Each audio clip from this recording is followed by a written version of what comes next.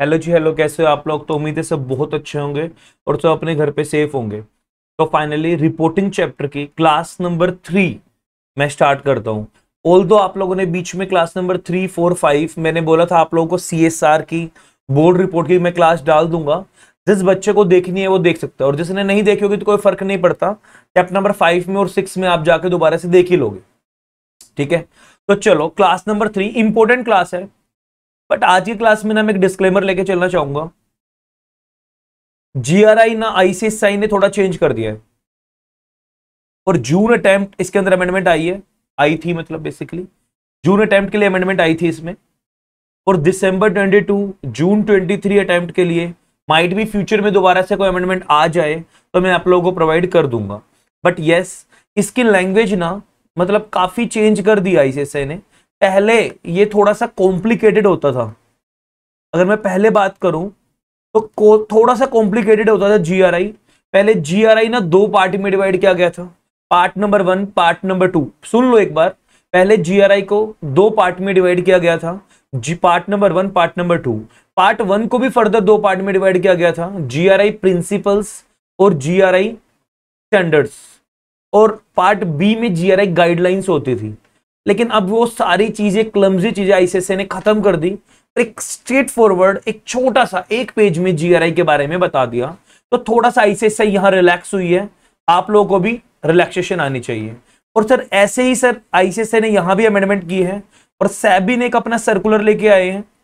वो सर्कुलर अब आपके सिलेबस में है। तो अब अगर मैं बात करूं तो काफी इजी बना दिया है। बट आज भी GRI की लैंग्वेज कुछ ऐसी होगी जिसके ना हम लोग नोट्स बनाने में कैपेबल नहीं है। आपको एग्जैक्ट लैंग्वेज यूं की यूं क्रैम करनी होगी, और कुछ मैं कटवाऊंगा भी, कुछ क्योंकि मैंने जैसे ही मॉड्यूल आए थोड़ा सा अपनी उसके ऊपर सोच लगाई, थोड़ा सा इजी करने की कोशिश की और आपका डाल दिया। बट अब जैसे मैं आपको क्लास में पढ़ा रहा हूं, उससे पहले पढ़ा है, तो कोशिश करूंगा उसमें से जो अननेसेसरी का है वो मैं डिलीट कर दूं। ठीक है, तो चलो सर, लास्ट क्लास में आप सबको याद होगा हमने क्लास नंबर 2 में कॉर्पोरेट सस्टेनेबिलिटी रिपोर्टिंग पढ़ा था। और कॉर्पोरेट सस्टेनेबिलिटी रिपोर्टिंग भी किसका पार्ट था? नॉन फाइनेंशियल रिपोर्टिंग का। याद है ना सबको? एक बार इधर ध्यान से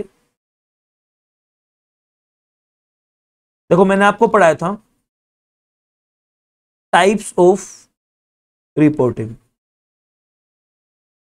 पढ़ाया था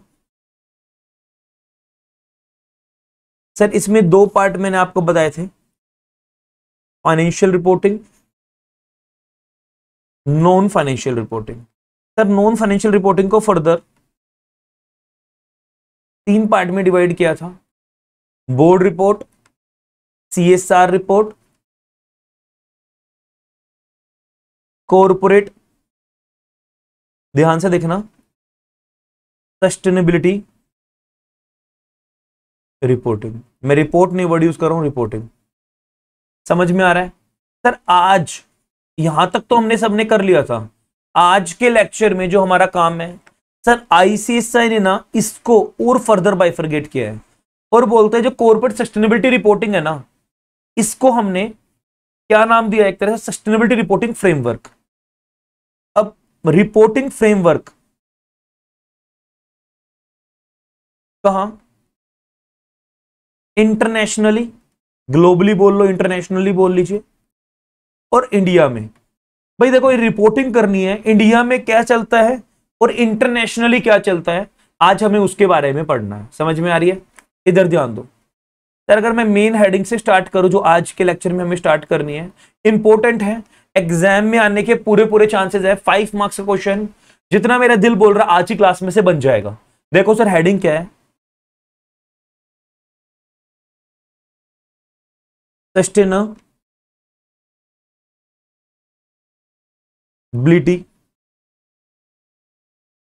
सस्टेनेबिलिटी रिपोर्टिंग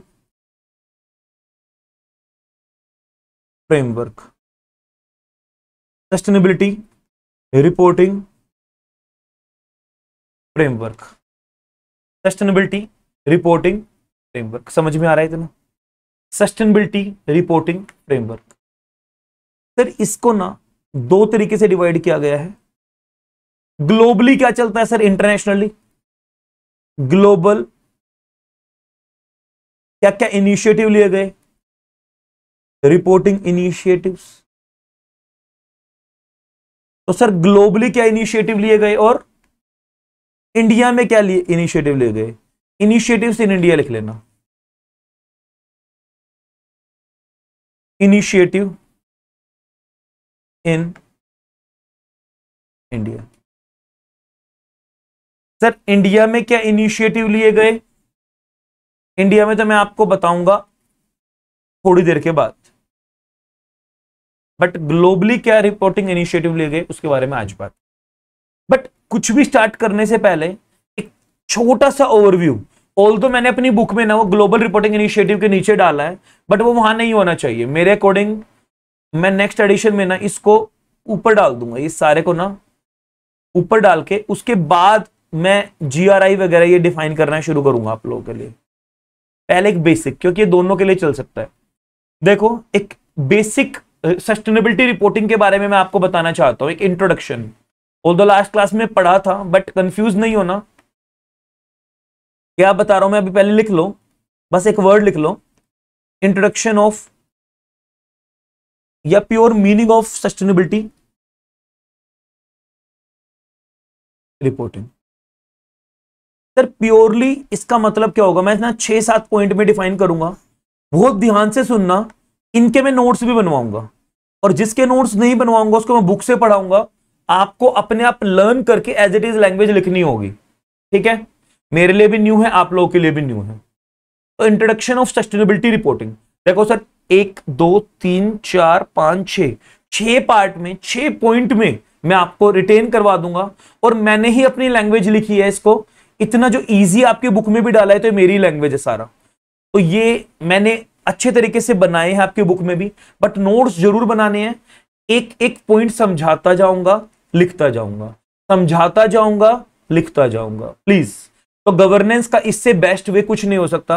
अगर मैं रीड करवा के बनवाऊंगा तो भी बेस्ट है, अगर मैं समझा के लिखवा रहा हूं तो भी। तो कुछ कुछ ऐसे पॉइंट भी आएंगे सर जो मुझे एज इट इज लर्न नहीं होंगे, तो मैं थोड़ा सा रीड भी करवा के उसके बाद नोट्स बनवा दूंगा, ठीक है ना। चलो देखो इधर ध्यान दो, हमें कुछ कीवर्ड्स की तरफ ध्यान देना है यार, ये जुड़े जा रहे हैं। इधर ध्यान दो सारा बच्चा, देखो 6 पॉइंट में डिफाइन करेंगे, बट पहला point introduction to sustainability reporting. एक सेकेंड,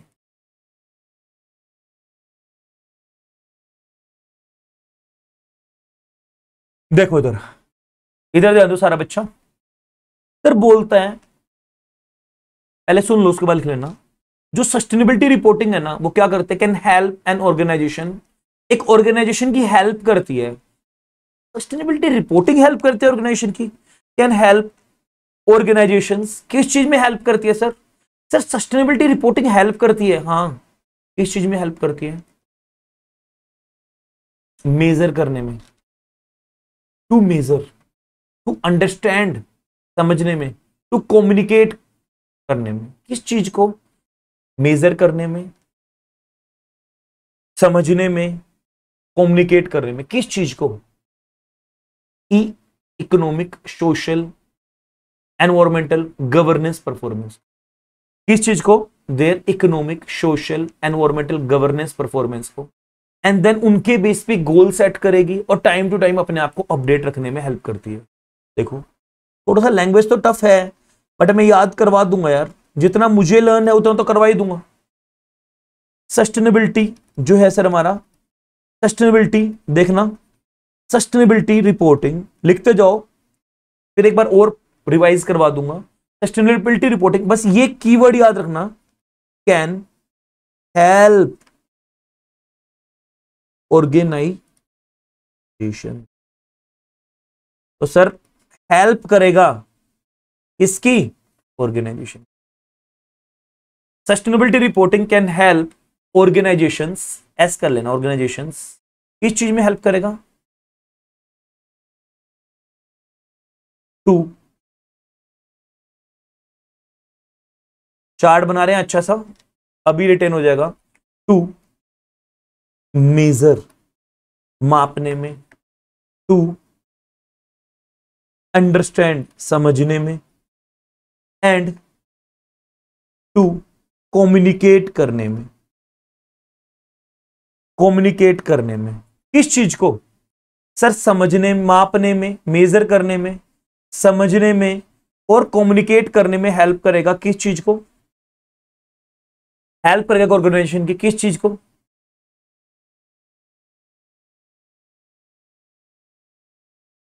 देयर किस चीज को? देयर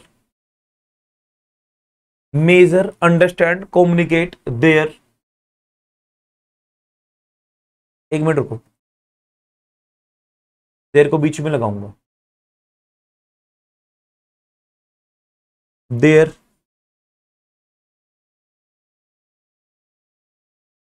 देयर इकोनॉमिक,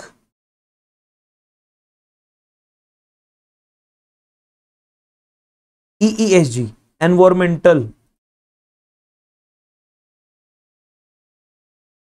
सोशल,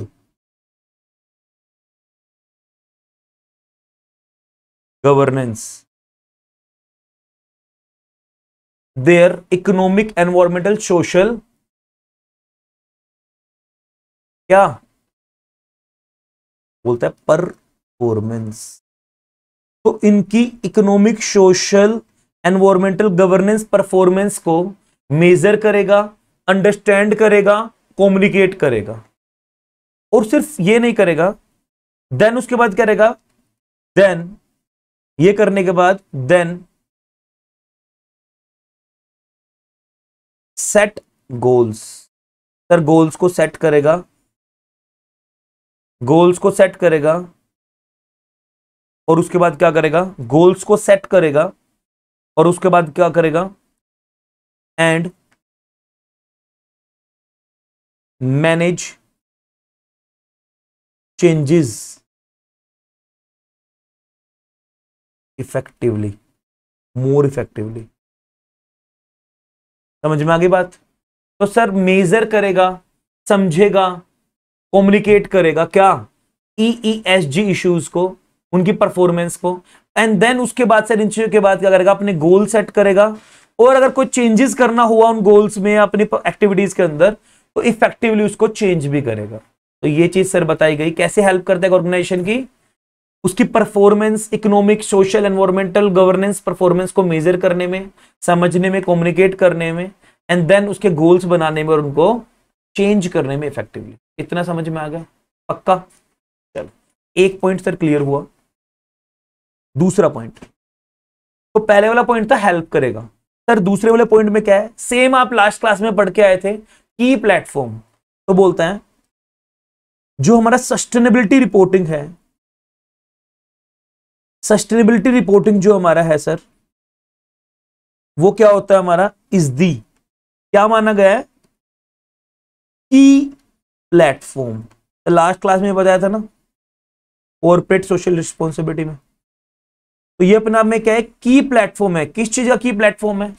एक एक प्लेस, एक प्लेटफॉर्म है। किस चीज का? की, एक इंपॉर्टेंट प्लेटफॉर्म है फॉर, ध्यान से देखना, फॉर, ऑल्दो आपको तो याद होगा बट लिख लो फिर भी, फॉर कम्युनिकेटिंग। किस चीज को कम्युनिकेट करेगा? दो चीजों को। की platform for communicating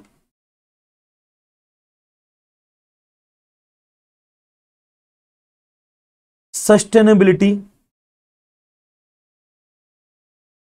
performance.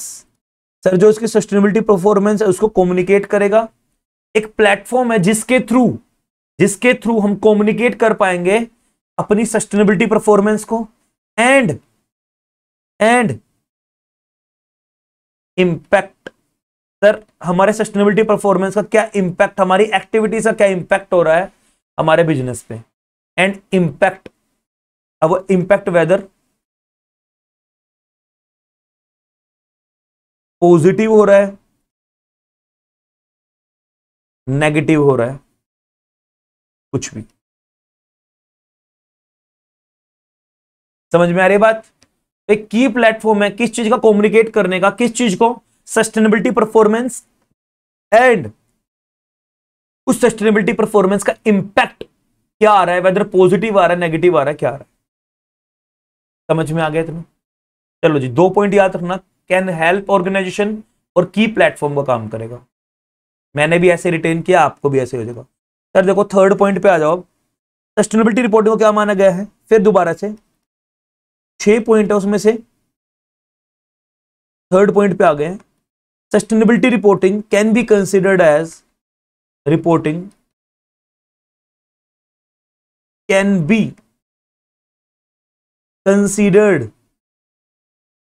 Considered as synonymous.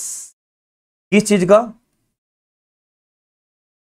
बोलते हैं ना, उसके अवर्ज में, उसके रिप्लेसमेंट में, तो सिनोनिमस। स्पेलिंग ठीक लिखता हूं मैं, यहां कोने में आ नहीं रही। Synonymous,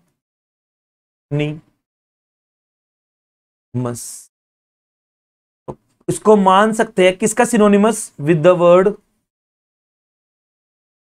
with the words. कौन से वर्ड्स? पहला नॉन फाइनेंशियल रिपोर्टिंग, पढ़ाया था ना लास्ट क्लास में। Non financial reporting includes corporate sustainability reporting. दूसरा एक वर्ड लिखवा था ना, ट्रिपल बॉटम लाइन, एक बताया था, प्लैनेट, पीपल, प्रॉफिट। तो ट्रिपल बॉटम, ये आप चैप्टर नंबर 16 में पढ़ोगे, triple bottom line reporting. And then the last one is, जो हम बोल सकते हैं, CSR। तो इसको रिप्लेस करके कोई भी वर्ड बोल सकते हैं, corporate social responsibility and more. और भी अगर जो आपके माइंड में है, कॉर्पोरेट कंसाइज वगैरह, कंसाइजनेस वगैरह भी यूज कर सकते हो वाइडर पर्सपेक्टिव में। तो 3 पॉइंट हो गए सर। एक बार बस कीवर्ड याद रखेंगे, कैन हेल्प, सिनोनिमस और की प्लेटफॉर्म। समझ में आ गया? चौथा पॉइंट देखना सर,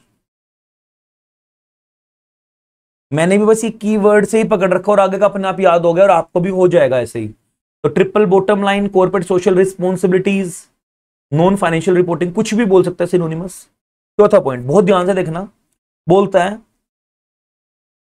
इट, मतलब sustainability reporting it is also, important है, इट इज ऑल्सो एन, ध्यान से देखना, इंट्रिंसिक, बोलते हैं मेन एलिमेंट है, इंट्रिंसिक एलिमेंट है सर, कोर एलिमेंट है।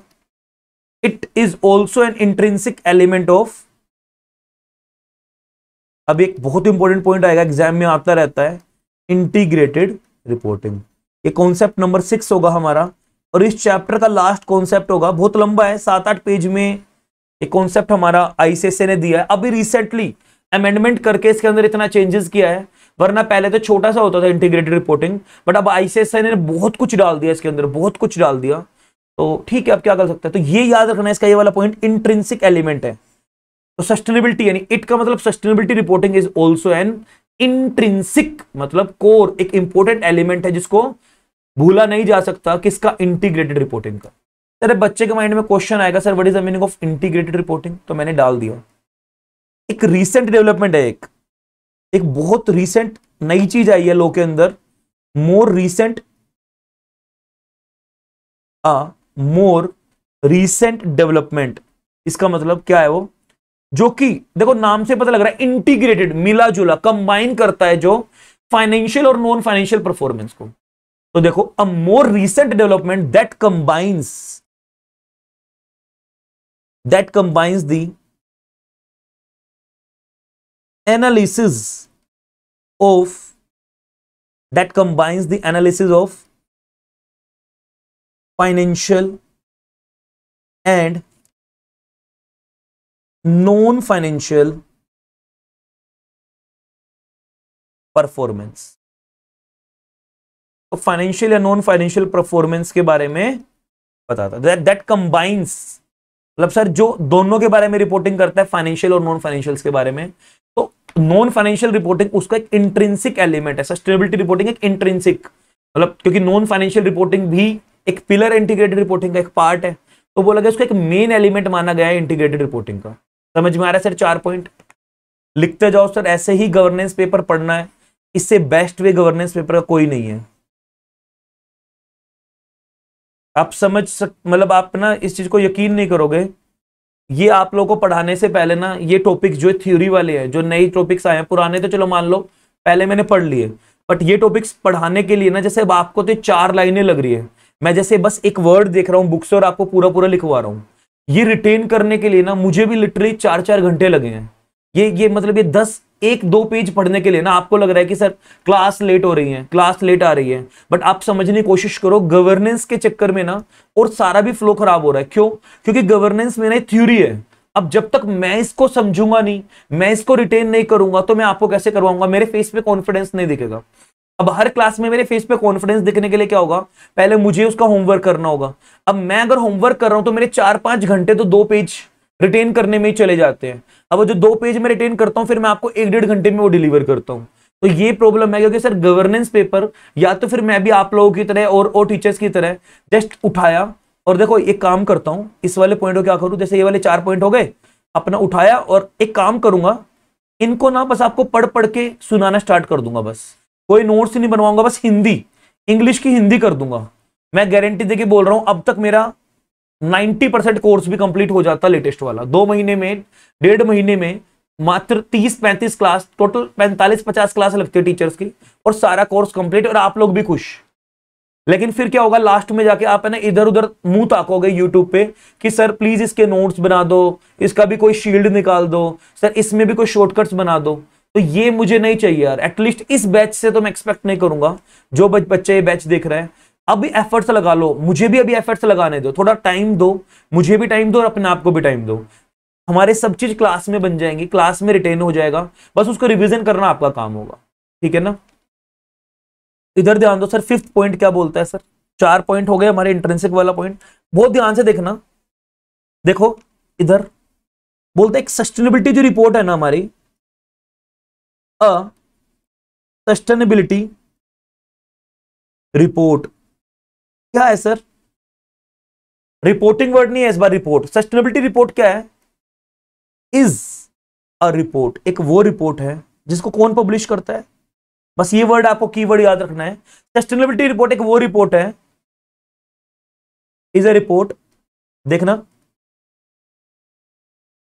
ये वर्ड याद रखना आपको, कीवर्ड। पब्लिश्ड एक वो रिपोर्ट है जिसको पब्लिश कौन करता है? Is a report published company करती है, ऑब्वियसली, बाय अ कंपनी और ऑर्गेनाइजेशन। कौन करता है? तो कंपनी करती है या ऑर्गेनाइजेशन करती है। तो सस्टेनेबिलिटी रिपोर्ट एक वो रिपोर्ट है जिसको पब्लिश कौन करता है? तो कंपनी या कॉर्पोरेशन। क्यों करती है? मतलब क्या करती है इसके अंदर और क्यों करती है? अबाउट द, वही ESG, तो EESG, इसको मैंने शॉर्टकट बनाया है। ई का मतलब अपने इकोनॉमिक, एनवायरमेंटल, सोशल, गवर्नेंस, ये हर जगह डाल सकते हो आप, इनका इंपैक्ट। तो अबाउट द EES इंपैक्ट्स, तो क्या बताता है अपनी रिपोर्ट में? अबाउट कि सर जो हमारे EESG इंपैक्ट आया, इनके ऊपर इंपैक्ट आया, किस चीज का इंपैक्ट आया? Caused by his everyday activities. तो सर जो हम रोजमर्रा की अपनी एक्टिविटीज कर रहे हैं, जो हम अपना बिजनेस कर रहे हैं, उसकी वजह से सर एक रिपोर्ट पब्लिश कर रहे हैं, उसकी वजह से हमारे एनवायरमेंट, इकोनॉमिक, सोशल या गवर्नेंस के ऊपर क्या इंपैक्ट आया है, इस रिपोर्ट के अंदर वो पब्लिश करती है कंपनी। तो बोलते हैं एक सस्टेनेबिलिटी रिपोर्ट एक वो रिपोर्ट है जिसको पब्लिश किया जाता है कंपनी या ऑर्गेनाइजेशन के द्वारा, जिसके अंदर हम बताते हैं कि हमारे EESG के ऊपर क्या इंपैक्ट आया है हमारी एक्टिविटीज का। तो हमारी एक्टिविटीज का इकोनॉमिक, एनवायरमेंट, सोशल और गवर्नेंस के ऊपर क्या इंपैक्ट आया है, ये इस रिपोर्ट के अंदर वो सारी चीजें हम पब्लिश करते हैं। इस रिपोर्ट के अंदर हम वो सारी चीजें पब्लिश करते हैं। तो पब्लिश करते हैं सर क्या? ये सारी चीजें जो भी हमारी एवरीडे एक्टिविटीज की वजह से इंपैक्ट आया है। तो 5 पॉइंट हो गए सर। 6ठा पॉइंट देख लो, इधर लास्ट पॉइंट है वो। उम्मीद है 5 पॉइंट आपको लिख लिए, समझ में आ गए। अब याद तो हो ही जाएंगे, एक बार और मैं आपको बोल दूंगा तो शायद याद हो जाएंगे सब। लास्ट पॉइंट देखो, इधर ध्यान से देख लो, ये थोड़ा सा ध्यान से देखना। यहां भी एक की पॉइंट है जो पकड़ना, जिससे याद हो जाएगा। सस्टेनेबिलिटी रिपोर्ट सर ऊपर तो क्या करती है, पब्लिश करती है ESG इंपैक्ट। सस्टेनेबिलिटी रिपोर्ट क्या करती है सर, ऑल्सो, वो तो बताती है क्या इंपैक्ट आया, ESG इंपैक्ट ऑल्सो। ध्यान से देखना, देखो क्या करती है, also, a sustainability report also present, also present, दो चीजें, ऑल्सो प्रेजेंट दी, दो बातों को प्रेजेंट करेगी, ऑर्गेनाइजेशन वैल्यूज, ऑर्गेनाइजेशन वैल्यूज क्या प्रेजेंट करेगी सर, ऑर्गेनाइजेशन की वैल्यू क्या है, एंड हमारे ऑर्गेनाइजेशन के गवर्नेंस मॉडल क्या है, गवर्नेंस मॉडल क्या है। सस्टेनेबिलिटी रिपोर्ट ऑल्सो प्रेजेंट क्या, ऑर्गेनाइजेशन की वैल्यूज एंड गवर्नेंस मॉडल। और क्या करती है, एंड सर ये तो करती है, एंड डेमोन्स्ट्रेट मतलब दर्शाती है, क्या चीज दर्शाएगी सर, शो करेगी और दर्शाएगी, and also demonstrates link, demonstrate the link between, दो बातों में, बिटवीन इट्स स्ट्रेटेजी, सर हमारी स्ट्रेटेजी क्या है, एंड इट्स कमिटमेंट, क्या हमारी स्ट्रेटेजी है और क्या मेरी कमिटमेंट है to a sustainable global economy. मतलब मैं सस्टेनेबल इकोनॉमी मेंटेन करने में मेरी क्या कमिटमेंट है और क्या मेरी स्ट्रेटेजी है, इन दोनों चीजों को जोड़ता है, शो करता, बताते हैं सर मैंने इतना बोला था कि मैं एनवायरमेंट की तरफ ध्यान रखूंगा, मैंने ये अपनी स्ट्रेटेजी बनाई, मैंने कमिटमेंट की थी, एक्चुअली में मैंने जो स्ट्रेटेजी बनाई और जो कमिटमेंट की थी किस लेवल तक फुलफिल की है, तो वो चीजें बताना। तो ये 5-6 चीजों को याद रखना है सर। प्रेजेंट करेगा ऑर्गेनाइजेशन की वैल्यूज और गवर्नेंस के मॉडल, डेमोन्स्ट्रेट करेगा उसकी स्ट्रेटेजीज को और कमिटमेंट को। एक बार बिना पढ़े सर 6 पॉइंट, जस्ट बच्चे ने नोट नहीं किया नोट कर लेना, वीडियो पॉज कर लो, नोट कर लो, बट एक बार पहले मेरे साथ रिवाइज कर लो, उसके बाद पढ़ते रहना आराम से, पॉज करके पढ़ लेना। अगर याद नहीं हो रहा है ना कोई बात नहीं, पॉज कर लो पढ़ लो। पहले वाले में क्या बताया था, हेल्प करता है, दोबारा बोल रहा हूं, sustainability reporting can help an organisation किस चीज में, to measure, to understand, to communicate क्या, देयर इकोनॉमिक, एनवायरमेंट, सोशल और गवर्नेंस परफॉर्मेंस, एंड क्या करेगा साथ में, and then set a goals and manage changes more effectively. याद हो गया ना, मुझे तो हो गया, आपका पता नहीं, लिखवा दिया समझा दिया, बाद में 1-2 बार पढ़ लेना, हो जाएगा। दूसरा, सस्टेनेबिलिटी रिपोर्टिंग क्या है सर, इज अ की प्लेटफॉर्म, किस चीज का प्लेटफॉर्म, फॉर कम्युनिकेटिंग, किस चीज को कम्युनिकेट करना, sustainable performance and its impact whether positive या नेगेटिव। हो गया 2 पॉइंट। थर्ड पॉइंट, तो की प्लेटफॉर्म वाला बात याद रहेगी। Third point, sustainability reporting can be considered as synonymous with the word non financial report, triple bottom line report, corporate sustainability report and, समझ में आ गई बात, तो can be considered as synonymous, 3 बात हो गई। चौथा, it is an intrinsic element, या फिर non sustainability reporting is an intrinsic element of integrated reporting. तो इंट्रिंसिक एलिमेंट है किसका, इंटीग्रेटेड रिपोर्टिंग। फोर्थ पॉइंट हो गया। लेकिन इंटीग्रेटेड रिपोर्टिंग क्या है, is a more recent development that combines the analysis of financial and non financial performance. 4 point हो गए।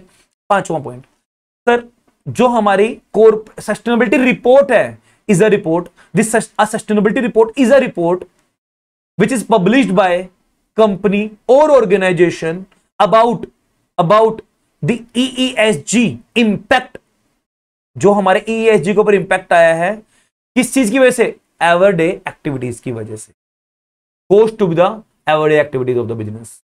5 हो गए। Last point, sustainability reporting also present the organization values and governance model and demonstrate the link between its strategies and its commitment towards sustainable global sustainable economy. तो मुझे लगता है sir 6 point इससे best तरीके से आपको ना तो कोई याद करवा सकता और ना आप खुद कर सकते। पढ़ लेना, नोट्स बनवा दिए, लिख लेना। अब आते हैं सर अपनी हेडिंग की तरफ। ऑल्दो मैंने अपनी बुक में जीआरआई के अंदर डाले हैं, बट मैं अपने नेक्स्ट एडिशन में इसको इंप्रूव करके और इसको बेसिक बना के और जीआरआई के साथ नहीं डालूंगा। बट अगर क्वेश्चन में आता है पेपर में, आप जीआरआई के साथ डाल देना कंटेंट बढ़ाने के लिए, क्योंकि जीआरआई की लैंग्वेज ना थोड़ी टफ है। मैं स्टार्टिंग करने से पहले बता रहा हूं, लैंग्वेज थोड़ी सी टफ है। तो आप एक काम करना, क्या करना, आप साथ में डाल देना। अगर पेपर में क्वेश्चन आता है ना जीआरआई के बारे में बताना, तो आप ये जितना भी मैंने करवाया ये भी डाल देना और जीआरआई वाले पॉइंट भी डाल देना। उससे क्या होगा कि आपके पास कंटेंट आ जाएगा ज्यादा, क्योंकि प्योर जीआरआई की लैंग्वेज थोड़ी सी टफ है। ठीक है, तो एक काम करो, फटाफट से 1 मिनट लो, 1 मिनट लो, शांति से जितना पढ़ा है शांत दिमाग से उसको रिवाइज कर लो, अपने माइंड में रिवाइज कर लो। मैं 1 मिनट देता हूं, फटाफट से रिवाइज कर लो। चलो फिर चलो, उम्मीद है कि सबने एक बार रिवाइज कर लिया वो। चलो, सो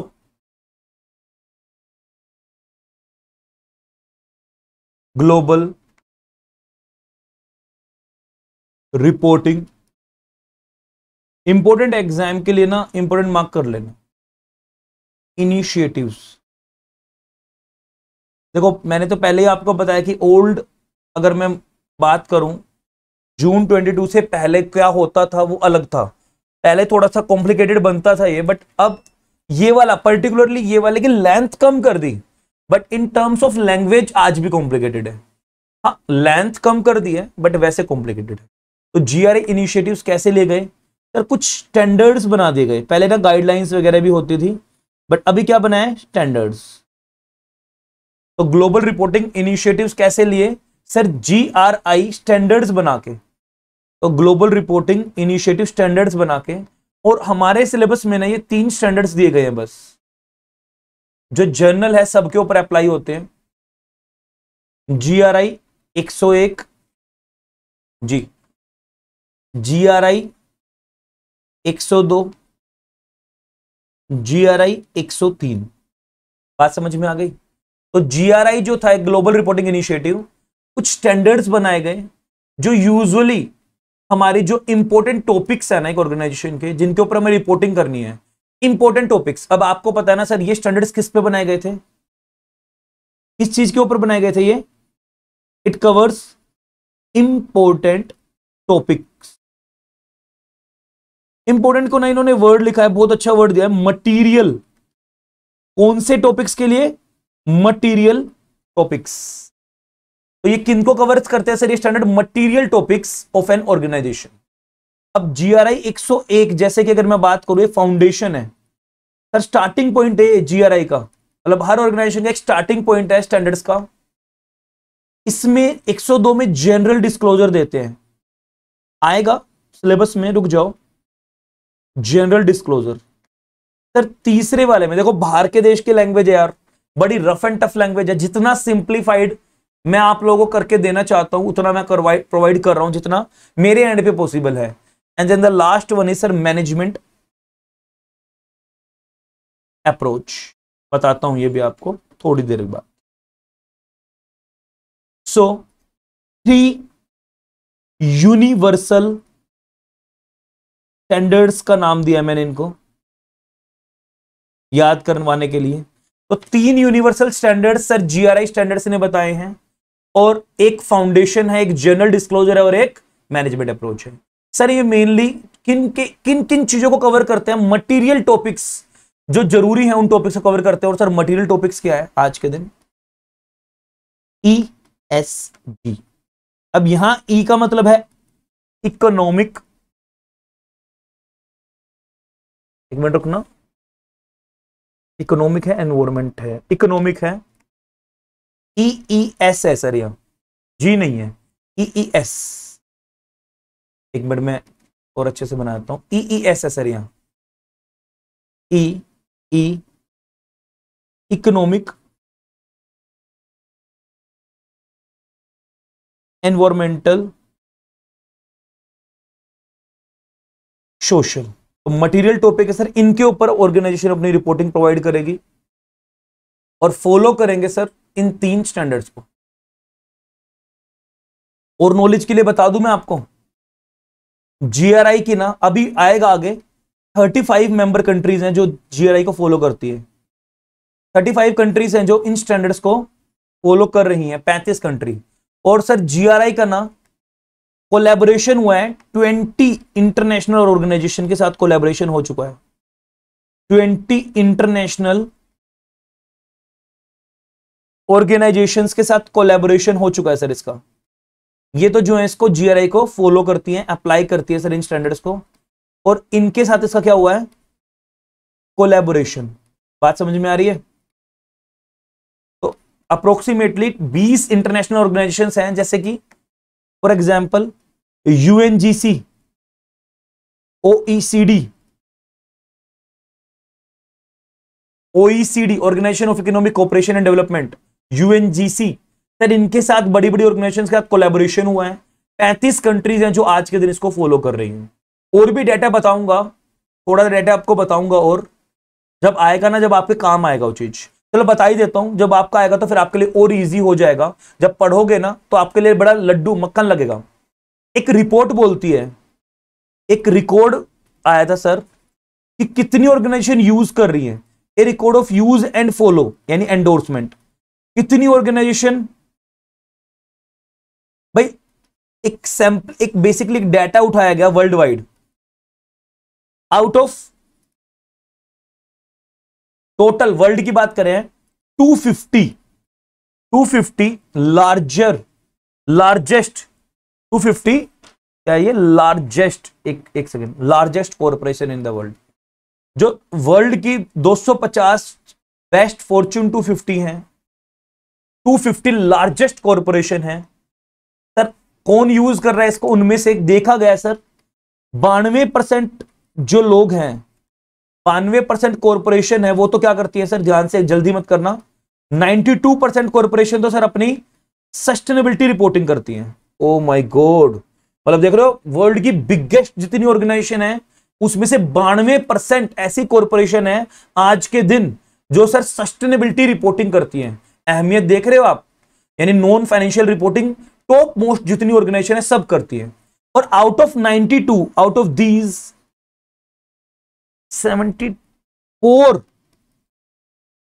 74 of these use GRI standards. समझ में आ गई? और इन 92 का 74% जो कॉर्पोरेशन है वो GRI स्टैंडर्ड्स को यूज कर रही है। एक डाटा आपके सामने आया ना, एक अच्छा सा डाटा, नोट कर लो फटाफट, कभी बाद में फिर आपको ना, ये मैंने ना आपको पूरा थ्योरी का एक निकाल के क्रक्स दे दिया, अब मैं थ्योरी लिखवाऊंगा, आपको बड़ा अच्छा सा लगेगा। देख रहे हो 35 कंट्री हैं जो आज के दिन फॉलो कर रही हैं, 20 ऑर्गेनाइजेशन के साथ कोलैबोरेशन हो चुका है। तो एक रिकॉर्ड देखा गया है सर कि वर्ल्ड की 250 जो बड़ी बड़ी ऑर्गेनाइजेशन है उनमें से 92% आज के दिन सस्टेनेबिलिटी रिपोर्टिंग पे फोकस करती हैं, और 74% उनमें से जीआरआई स्टैंडर्ड्स को फॉलो करके रिपोर्टिंग करती है। और एक है ना, एक रफ एंड टफ एक आइडिया है, मोर देन आज के दिन sir more than 23,000 sustainability reporting हो रही है सर। 23,000 से भी ज्यादा सस्टेनेबिलिटी रिपोर्टिंग का डाटा आज भी सर ओवर वर्ल्ड ओवर से डाटा हो चुका है। तो आप समझ सकते हो 250 तो कंपनी है, तो इसका मतलब ऐसी कंपनीज जो टॉप में नहीं है वो लोग भी आज के दिन सस्टेनेबिलिटी के मैटर को ज्यादा प्रायोरिटी दे रही हैं। यानी 23,000 से भी ज्यादा फाइलिंग सस्टेनेबिलिटी रिपोर्टिंग की होती है एवरी ईयर। तो आप समझ सकते हो कि कितनी बड़ी बड़ी कंपनीज जो फॉलो कर रही हैं आज के दिन सस्टेनेबिलिटी रिपोर्टिंग को जीआरआई स्टैंडर्ड्स यूज करके। तो जीआरआई स्टैंडर्ड्स का यूज करके बोल रही है आफ्टर यूजिंग जीआरआई स्टैंडर्ड्स। तो 23,000 से भी ज्यादा रिपोर्ट आज के दिन आ रही है सर जो जीआरआई स्टैंडर्ड्स का यूज करके डाटा बैंक में इकट्ठी हो रही हैं। तो देख सकते हो आज के दिन कितनी सारी कंपनीज हैं जो जीआरआई स्टैंडर्ड्स का यूज कर रही हैं। लेकिन जीआरआई स्टैंडर्ड्स का मेन फोकस है तो और भी स्टैंडर्ड्स, बट जो मेन स्टैंडर्ड्स है जो एवरी टाइप अच्छा सर, ये जो स्टैंडर्ड्स है ना, ये 3 स्टैंडर्ड्स हैं, ये ईच एंड एवरी ऑर्गेनाइजेशन के ऊपर लग सकते हैं, ईच एंड एवरी ऑर्गेनाइजेशन के ऊपर लगेंगे। और follow, each and every organisation को क्या करने पड़ेंगे सर, ये फॉलो करने पड़ेंगे। जो भी ऑर्गेनाइजेशन सस्टेनेबिलिटी रिपोर्टिंग कर रही है, तो जो भी ऑर्गेनाइजेशन सस्टेनेबिलिटी रिपोर्टिंग कर रही है, हर ऑर्गेनाइजेशन के ऊपर एप्लीकेबल होंगे और वो इनको फॉलो कर सकती हैं। किनको? इन 3 स्टैंडर्ड्स को। तो ये 3 स्टैंडर्ड है सर, ये हर ऑर्गेनाइजेशन के एप्लीकेबल होंगे जो भी सस्टेनेबिलिटी रिपोर्टिंग करती हैं आज के दिन। मेन फोकस इनका किस पे है sir? Economic, environment and social पे। कोलैबोरेशन कितना है? 20 कंट्रीज के, 20 इंटरनेशनल ऑर्गेनाइजेशन। कितनी कंट्रीज आज के दिन फॉलो कर रही हैं? 35 कंट्रीज। सर डाटा मैंने आपको बता दिया, बहुत अच्छा डाटा है। चलो जी, इतना मेरा काम था जो आपको समझाने का। अब थोड़ा सा थ्योरी आएगा। देखो ये भी मैंने ना बड़ा कोशिश किया आप लोगों के लिए कितना ल्यूसिड बना दूं, तब डाटा निकाला है। तो प्लीज अगर किसी बच्चे को नोट डाउन करना है तो फटाफट कर लो, नोट डाउन इट फटाफट से। मुझे पर्सनली लग रहा है कि मैंने काफी अच्छा आप लोगों को एक ओवरव्यू दे दिया है इसका। अब आपको ना पढ़ने में दिक्कत नहीं आएगी। अब 6 पॉइंट बताऊंगा आपको, 6 या 7 बस मैक्सिमम, 6-7 पॉइंट और बताऊंगा इसके, जो आपको रिटेन करने हैं। एग्जाम में मार्क्स आ जाएंगे पूरे, टेंशन ना लो।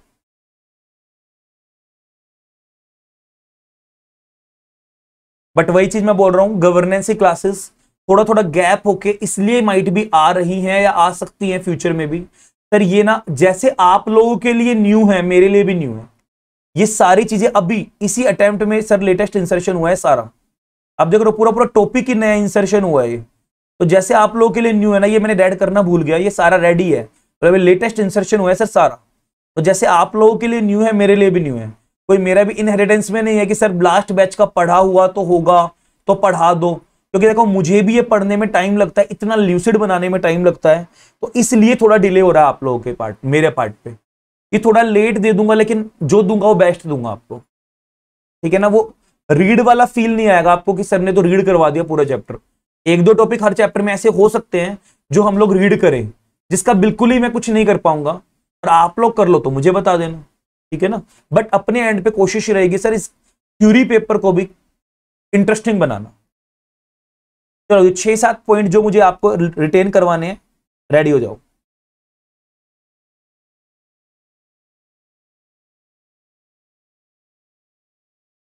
गवर्नेंस में ना ऑल्दो मैं अब कोशिश यही करूंगा 1.5 घंटे से ऊपर क्लास करूंगा ही नहीं, वरना थ्योरी आपको ना रिटेन करना मुश्किल हो जाएगा यार ये।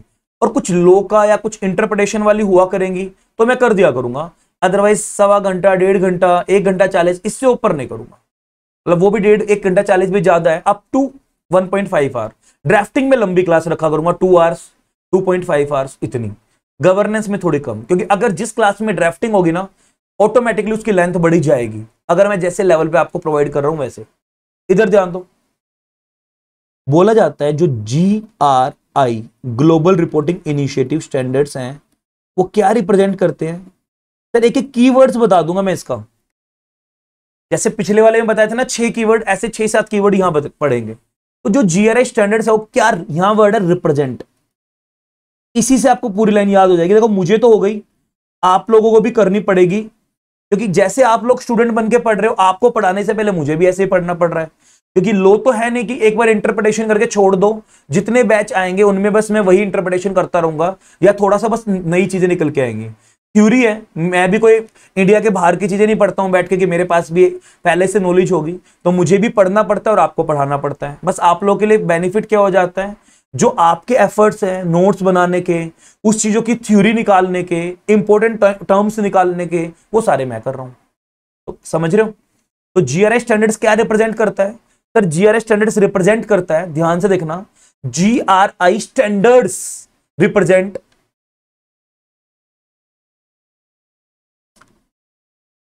Global best practice. Global best practice किस चीज की? मैंने बोल दिया GRI स्टैंडर्ड्स बना दिए, क्या रिप्रेजेंट कर रहे हैं? Best practice globally. किस चीज की बेस्ट प्रैक्टिस? बोलता है ग्लोबल बेस्ट प्रैक्टिस पब्लिकली। इस चीज से पहले मैं एक वर्ड और है वो लिखवा देता हूं, ग्लोबल बेस्ट प्रैक्टिस पब्लिकली। मतलब हम किस चीज की, अरे रुको रुको रुको रुको, global best practice represent global best practice for, किस चीज की बेस्ट प्रैक्टिस? For reporting. समझ में आ रही बात? तो रिप्रेजेंट करता है ग्लोबली बेस्ट प्रैक्टिस, किस चीज की? रिपोर्टिंग करने की। क्या, कहां करनी है रिपोर्टिंग? पब्लिकली। पब्लिकली, पब्लिकली की में ये सी के बाद आई नहीं आएगा, पब्लिकली। तो रिपोर्टिंग करनी है पब्लिकली। अच्छा, किस चीज की करनी है? ऐसे याद होएगा, on a range, on a range of. तो रिपोर्टिंग करनी है पब्लिकली, किस चीज की करनी है?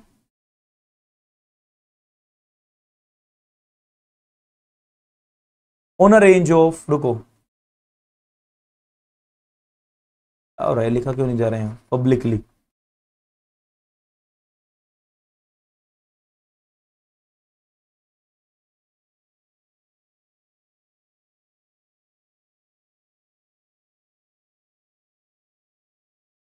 ऑन अ रेंज ऑफ, वही same, economic, environmental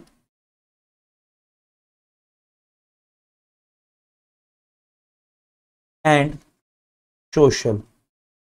on a range of economic, environmental and social, क्या? Impacts.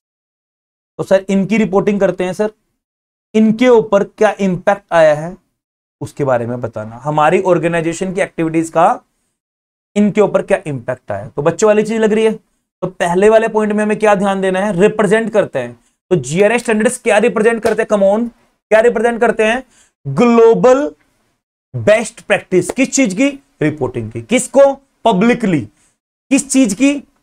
Environment, on a range of economic, environment and social impacts. समझ में आ गई बात?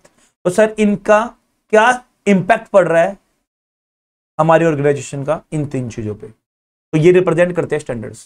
दूसरी बात देखना सर ध्यान से, दूसरी बात, सर जो सस्टेनेबिलिटी रिपोर्टिंग है ना, ध्यान से देखना सर, जो सस्टेनेबिलिटी रिपोर्टिंग है ना, वो किन स्टैंडर्ड्स पे बेस है? Sustainability reporting is based on, sustainability reporting is based on the standards। कौन से स्टैंडर्ड्स पे? सस्टेनेबिलिटी रिपोर्टिंग इज, ये याद रख लेना है, is based on the standards. कौन से स्टैंडर्ड्स? दैट, वो जो प्रोवाइड करते हैं, दैट प्रोवाइड्स इंफॉर्मेशन, कौन सी? That provide information about an organisation, about and organisations. ध्यान से, अभी पढ़ाया था ना आपको, पॉजिटिव एंड नेगेटिव कंट्रीब्यूशन, वही बात, इंपैक्ट वाली बात आ रही है सर। एक ऑर्गेनाइजेशन का क्या पॉजिटिव या क्या नेगेटिव कंट्रीब्यूशन रहा है टुवर्ड्स सस्टेनेबल डेवलपमेंट में? सर हमारी ऑर्गेनाइजेशन ने सस्टेनेबल डेवलपमेंट की तरफ पॉजिटिव कंट्रीब्यूशन दिया है या नेगेटिव कंट्रीब्यूशन दिया है? एक मिनट रुको, रुको जरा। सस्टेनेबिलिटी रिपोर्टिंग किस पे बेस्ड है? उन स्टैंडर्ड्स पे बेस्ड है, is based on the standards. कौन से? जो कि दैट प्रोवाइड्स इंफॉर्मेशन, कौन सी इंफॉर्मेशन प्रोवाइड करते हैं? अबाउट एन ऑर्गेनाइजेशन, एक ऑर्गेनाइजेशन की पॉजिटिव या नेगेटिव कंट्रीब्यूशन पे, यानी इंपैक्ट पे, जो उसने सोशल डेवलपमेंट में किया है।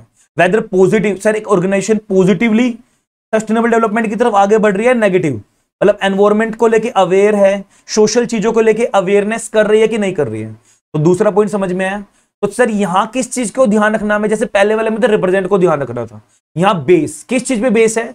उन स्टैंडर्ड्स पे जो इंफॉर्मेशन प्रोवाइड करते हैं ऑर्गेनाइजेशन की, पॉजिटिव या नेगेटिव, जो उसने कंट्रीब्यूट किया है सस्टेनेबिलिटी डेवलपमेंट। समझ में आ रहा है? तीसरा पॉइंट, मजाक नहीं कर रहा सर, ये एग्जाम में जैसे मैं याद करवा रहा हूं, एक बार आज ही अभी क्लास लेने के आधा घंटे के बाद, लिखने के बाद फ्रेश माइंड से एक बार रिवाइज कर लेना, एक बार दो बार और कर लेना एग्जाम में जाने से पहले। फुल मार्क्स आएंगे, पूरी बुक की लैंग्वेज आपको रिटेन करवा रहा हूं थ्योरी की, बस समझा समझा के, ना कि रीड करवा के। समझ में आ रही है? समझा रहा हूं, लिखवा रहा हूं, रिवाइज करवा रहा हूं। इससे बेस्ट वे गवर्नेंस में नहीं होगा, बार बार बोल रहा हूं। देखो इधर, इधर ध्यान दो सारा बच्चा, थर्ड पॉइंट की तरफ। जो हमारे स्टैंडर्ड्स थे ना, जो हमारे जीआरआई स्टैंडर्ड है, वो क्या है? मॉड्यूलर है। दी मॉड्यूलर, नए जो चेंज होके आए हैं, मॉड्यूलर है एंड इंटर रिलेटेड है। दी मॉड्यूलर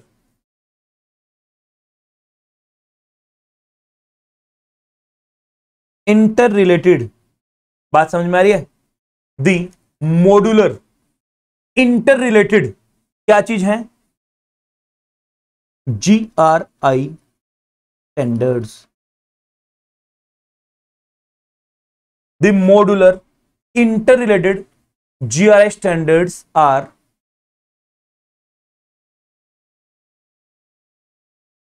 designed. जो मॉड्यूलर और इंटररिलेटेड जीआई स्टैंडर्ड्स क्यों डिजाइन किए गए थे? देखो पहली बात तो ये मॉड्यूलर है, नए हैं, एक दूसरे के साथ इंटर रिलेटेड हैं। जीआरआई स्टैंडर्ड्स आर डिजाइंड, क्यों डिजाइन किए गए थे? आपको ये बात याद रखना है, डिजाइंड। तो जो जीआरआई स्टैंडर्ड्स हैं वो मॉड्यूलर है, इंटर रिलेटेड है, उनको डिजाइन किया गया था। क्यों डिजाइन किया गया था? Are designed to be used as a set. तो बोला गया कि जो जीआरआई स्टैंडर्ड्स है ना, वो मॉड्यूलर है, इंटर रिलेटेड है, उनको इस तरीके से बनाया गया था कि हम उनको as a set, as a jointly मिला के यूज करें सर, इंडिविजुअली नहीं, मिला के सबको यूज करें। इस तरीके से बनाया गया था, एक बंच के तरीके से। इतना समझ में आ रहा है? उससे क्या होगा sir? To prepare a sustainability report. To prepare a sustainability report, मैंने आपको एक बात लिखवाया था ना, ऑन मटीरियल पॉइंट्स। इस चीज के ऊपर फोकस्ड ऑन मटीरियल टॉपिक्स। तो एक बार इसकी हिंदी देख लो सर, मैंने पॉइंट्स में डिवाइड कर दिया पूरे पैराग्राफ को।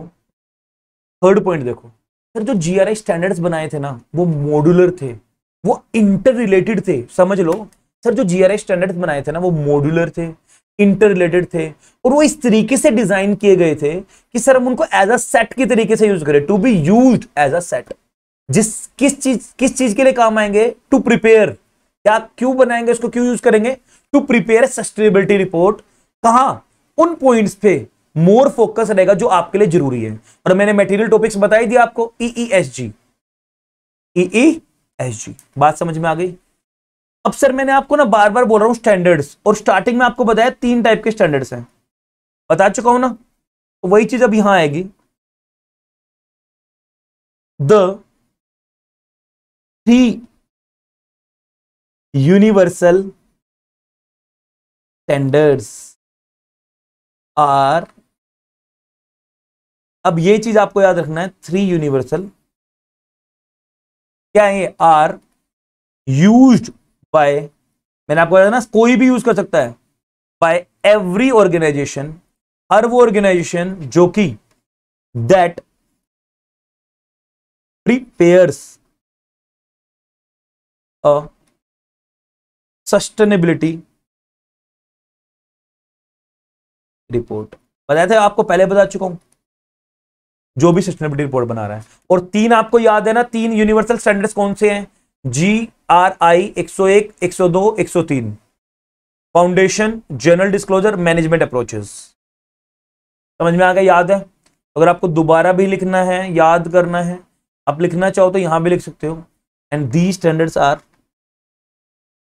GRI 101, GRI 102,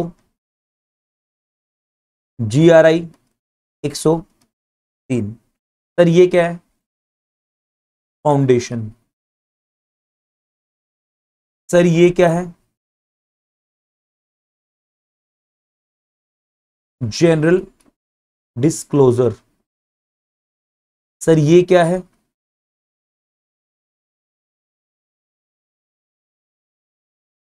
management approach. बात समझ में आ गई? बस मेहनत हो चुकी है सर हमारी। अब 4 पॉइंट हो गए, 2-3 पॉइंट और रह गए बस।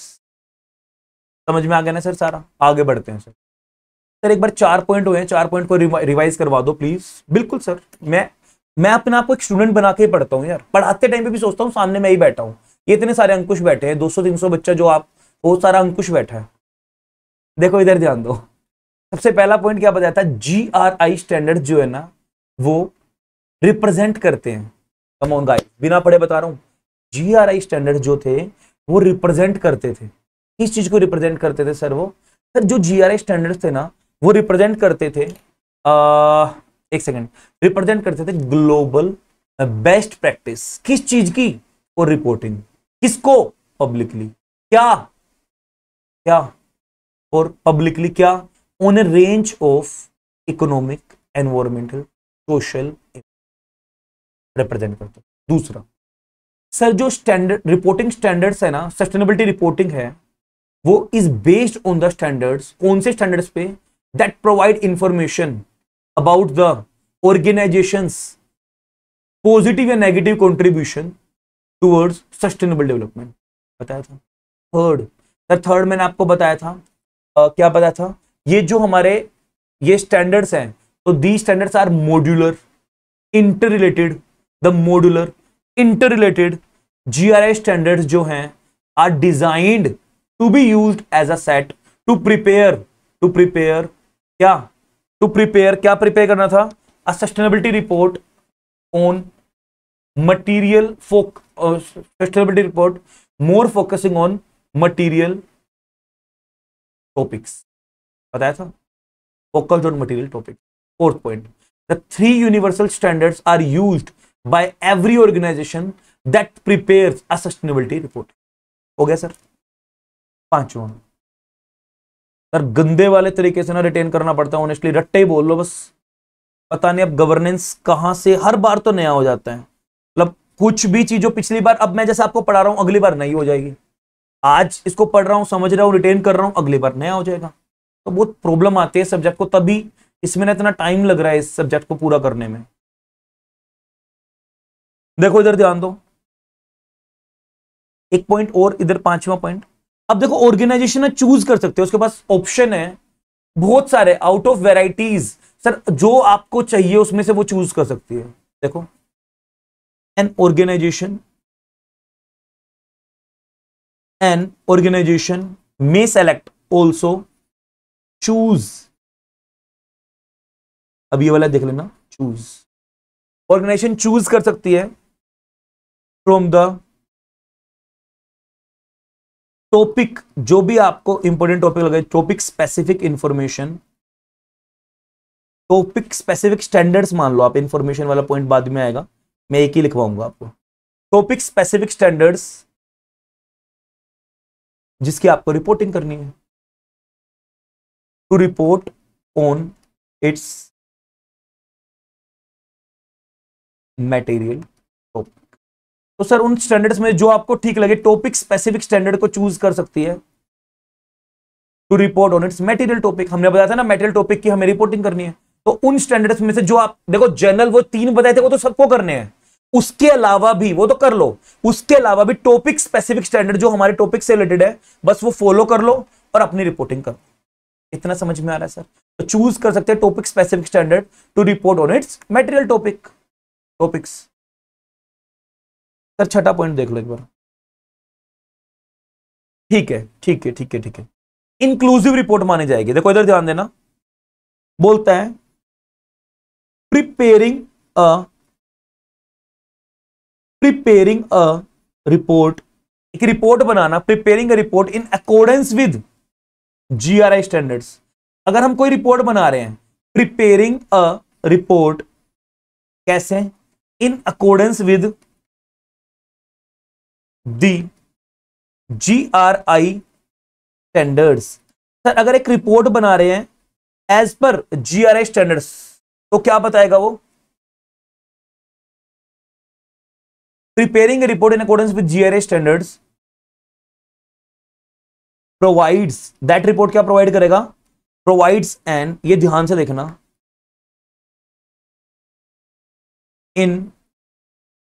Inclusive picture. अगर हम GRI स्टैंडर्ड्स को यूज करके कोई रिपोर्ट, सस्टेनेबिलिटी रिपोर्ट बना रहे हैं, तो क्या प्रोवाइड करेगा वो? Inclusive picture. क्या क्या चीज बताएगा उसके अंदर? Inclusive picture, inclusive picture of an, देखना ध्यान से, तीन बातों को इंक्लूसिव पिक्चर बताएगा सर वो। Inclusive picture of an, sir organisations material topic क्या है सर, जिनके ऊपर ऑर्गेनाइजेशन का मेन फोकस है। ऑब्वियसली सर रिपोर्ट उस चीज के बारे में कर रहे हैं, ऑर्गेनाइजेशन का मटेरियल टॉपिक्स के बारे में बता देंगे सर इस रिपोर्ट के अंदर। उसका इंपैक्ट क्या है, देयर रिलेटेड इंपैक्ट क्या है सर, पॉजिटिव नेगेटिव इंपैक्ट क्या है, एंड कैसे मैनेज कर रहा है, and how to manage, how they are managed. तो सर ये रिपोर्ट जो अगर हम GRI स्टैंडर्ड्स को फॉलो करके बनाएंगे वो क्या बताएगा? Inclusive picture. तो याद रखना आपको, अगर हम कोई रिपोर्ट बना रहे हैं GRI स्टैंडर्ड्स को फॉलो करके, वो क्या प्रोवाइड करेगा? Inclusive picture. किस चीज की? तीन बातों की। ऑर्गेनाइजेशन के मटेरियल टॉपिक क्या है, उसका इंपैक्ट क्या आया है, और कैसे मैनेज करेगी ऑर्गेनाइजेशन। इस तरीके से यूज वाली बात तो हो गई। लास्ट पॉइंट देख लो सर, सेवंथ पॉइंट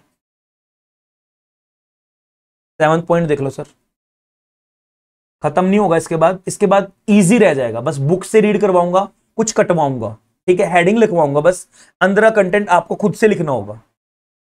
इधर ध्यान दो, लास्ट पॉइंट, जो GRI रिपोर्ट है ना, जो GRI स्टैंडर्ड्स हैं, वो क्या हेल्प करते, किस किस की हेल्प करते हैं? बोलते हैं GRI global reporting initiative, sustainability reporting standards. GRI sustainability reporting standards क्या करते हैं? हेल्प्स, किस किस को हेल्प्स करते हैं ये याद रखना आपको। Helps organisation, helps the businesses, businesses को हेल्प करते हैं।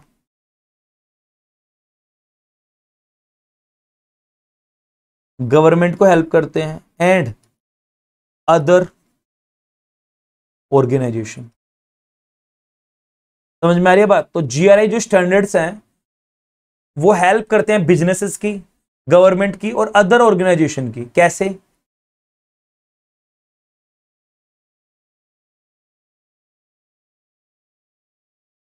टू अंडरस्टैंड एंड कम्युनिकेट, समझने में और कम्युनिकेट करने में क्या चीज? द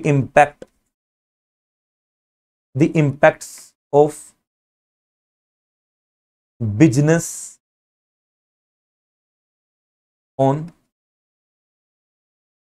critical issues पे, वही एनवायरमेंट वगैरह क्रिटिकल इश्यूज पे क्या इंपैक्ट पड़ रहा है सर हमारी बिजनेस एक्टिविटीज का। तो उन सबको पता समझ में आ जाता है और उन सबको कम्युनिकेट करते हैं, एक तरह से हेल्प करते हैं उन सबको बताने में, जो बिजनेस को, गवर्नमेंट को, अदर ऑर्गेनाइजेशन को, सर हमने समझ लिया है और हमारे बिजनेस का क्या इंपैक्ट आ रहा है।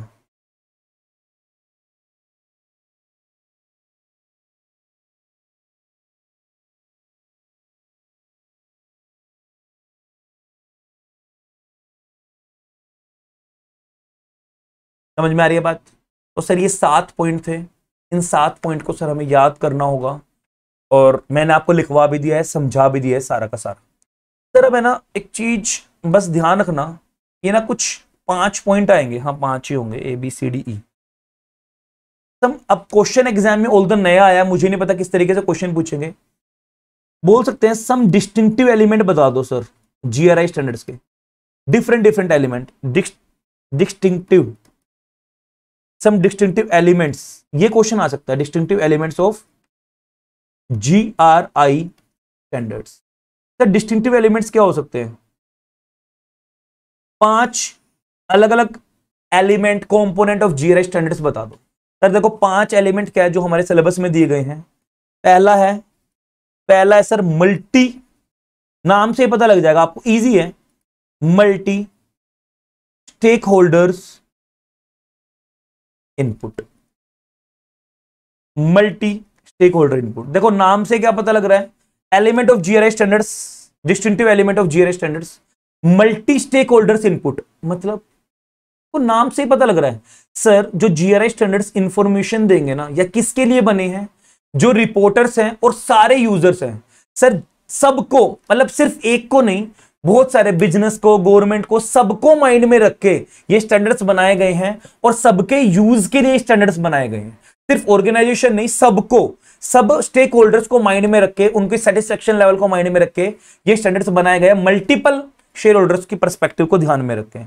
और this is the best combination. Sir ये स्टैंडर्ड्स कैसे बनाए गए हैं? Best combination of technology, technical expertise को और डाइवर्सिटी ऑफ एक्सपीरियंस को। तो सर टेक्नोलॉजी को भी माइंड में रख के, जो नई नई टेक्नोलॉजीज आ रही हैं, कहां तक डाइवर्सिटी ऑफ एक्सपीरियंस, मतलब कहां तक लगा सकते हैं, किस किस टेक्नोलॉजी पर लगा सकते हैं, उन सारी चीजों को माइंड में रख के सर ये नया बनाया गया है। समझ में आ रही है बात? तो सर ये मल्टी स्टेक होल्डर इनपुट का मतलब है ये सर बेस्ट एक्सपर्टाइज को माइंड में रखे। अप्रोच क्या है सर? ये मल्टीपल स्टेक होल्डर्स को रिप्रेजेंट करे, बेस्ट कॉम्बिनेशन, देखो रिप्रेजेंट करेगा इसको मल्टीपल स्टेक होल्डर्स को। रफली बना रहा हूं सर नोट्स, क्योंकि लैंग्वेज थोड़ी ऐसी है, बुक से रिटेन करनी पड़ेगी, नोट्स नहीं बन पाएंगे। Multiple stakeholders. दूसरी बेस्ट कॉम्बिनेशन है सर ऑफ टेक्निकल एक्सपर्टाइज का एंड कहां तक डाइवर्सिटी ऑफ एक्सपीरियंस।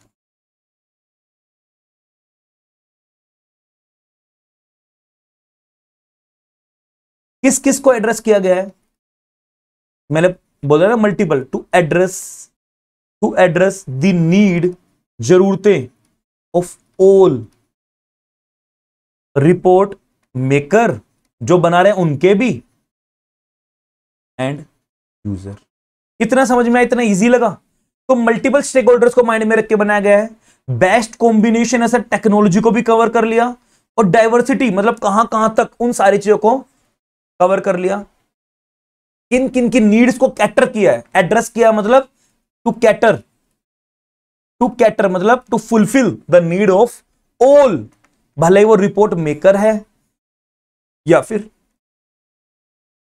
यूजर है। देखो मुझे तो बस इसका इतना ही याद है, ऑनेस्टली पढ़ते टाइम आ जाता है याद, बट मुझे इतना ही हुआ यार, मेरे लिए भी नहीं हुआ है। आप लोगों को ज्यादा हो जाए तो आप देख लो, मैं बुक से पढ़ा देता हूं। ये सारा मैं आपको पढ़ा चुका हूं सर, इतने प्यारे नोट्स इस पैराग्राफ के बनवाए हैं मैंने, इस पैराग्राफ के नोट्स बनवाए हैं, सारा पढ़ा चुका हूं, ये सारा कवर हो चुका है। अभी हम आते हैं यहां मल्टी स्टेक होल्डर इनपुट। देखो the approach is based on multi stakeholder engagement. Sir उन सबको, और उन एंगेजमेंट भी करो, रिप्रेजेंटिंग भी करो। क्या चीज रिप्रेजेंट करता है? Best combination of technical expertise and diversity of experience. तीसरा point, to address the need of all report maker and users. Sir मुझे तो यहां तक याद हुआ है, यहां तक कर लो। This approach enables to produce universally applicable reporting guidance. Sir ये किस बेस पे बनी है? Universally applicable. Sir word use किया ना, डाइवर्सिटी, टेक्नोलॉजी। सर सिर्फ एक कंट्री की नहीं, यूनिवर्सली टेक्नोलॉजी को भी, ज्योग्राफिकली को भी, सबको कवर करना, तो यूनिवर्सल एप्लीकेबल रिपोर्टिंग स्टैंडर्ड्स बनाना। ये आगे का नाम मैं चाहता हूं कि ये वाली लाइन काट दो, याद नहीं होगी, ये ठीक है।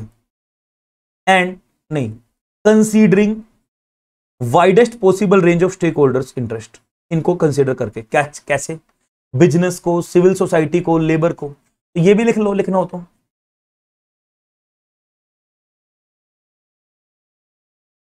कंसीडरिंग द इंटरेस्ट ऑफ, इन किन को? बिजनेस, सर बिजनेसेस के, सिविल सोसाइटी, लेबर जो काम करती हैं, इन्वेस्टर्स जो पैसा लगाते हैं, एकेडमिक को भी ध्यान में रखा है। हाँ हमें भी तो रखा है ना, पढ़ लो बच्चों को पढ़ाओ नालायक। गवर्नमेंट, हमारे जी को आफत। और सस्टेनेबिलिटी, चलो बस इतना ही बहुत है। सस्टेनेबिलिटी रिपोर्टिंग प्रैक्टिस, अच्छा चलो लिख लो, सस्टेनेबिलिटी रिपोर्टिंग प्रैक्टिशनर। पता नहीं ये भी कौन से प्रैक्टिशनर थे यार, समझ में आ रही है बात? तो मल्टी स्टेक होल्डर्स अप्रोच का मतलब है, जो मैंने आपको बता दिया सर, मल्टीपल स्टेक होल्डर्स को मायने में रखेंगे, उनके एंगेजमेंट को, वर्ड में यूज करवा रहा हूं sir, multi stake, this approach